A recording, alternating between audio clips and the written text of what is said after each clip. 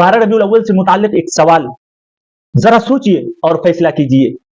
अल्लाह के नबी सल्लल्लाहु अलैहि वसल्लम को नबूवत मिलने के बाद अल्लाह के नबी की जिंदगी में 12 रबीउल अव्वल 23 मरतबा आया, ना आपने मनाया और ना मनाने का हुक्म दिया। खलीफा अव्वल हजरत अबू बकर सिद्दीक रज़ियल्लाहु अन्हु के दौर में यह दिन 2 बार आया, ना आपने मनाया और ना मनाने का हुक्म दिया। हजरत उमर फारूक रज़ियल्लाहु अन्हु के दौर में यह दिन 10 बार आया, ना आपने मनाया और ना मनाने का हुक्म दिया। हजरत उस्मान गनी रज़ियल्लाहु अन्हु के दौर में यह दिन 12 मरतबा आया, ना आपने मनाया और ना मनाने का हुक्म दिया। हजरत अली रज़ियल्लाहु अन्हु के दौर में यह दिन 5 बार आया, ना आपने मनाया और ना मनाने का हुक्म दिया। हजरत हसन के दौर में यह दिन 1 बार आया, ना आपने मनाया और ना मनाने का हुक्म दिया। हजरत अमीर मुआविया रज़ियल्लाहु अन्हु के दौर में यह दिन 19 बार आया, ना खुद आपने मनाया और ना मनाने। हजरत इमाम आजम अबू हनीफा रहमतुल्लाह अलैह के दौर में यह दिन 47 मरतबा आया, ना आपने खुद मनाया और ना मनाने। रज़ियल्लाहु अन्हु के दौर में यह दिन 68 मरतबा आया, ना आपने खुद मनाया और ना मनाने। रज़ियल्लाहु अन्हु के दौर में यह दिन 55 मरतबा आया, ना आपने मनाया और ना मनाने का। हजरत इमाम अहमद बिन हम्बल रहमतुल्लाह अलैह के दौर में यह दिन 65 बार आया, ना आपने खुद मनाया और ना मनाने का हुक्म दिया।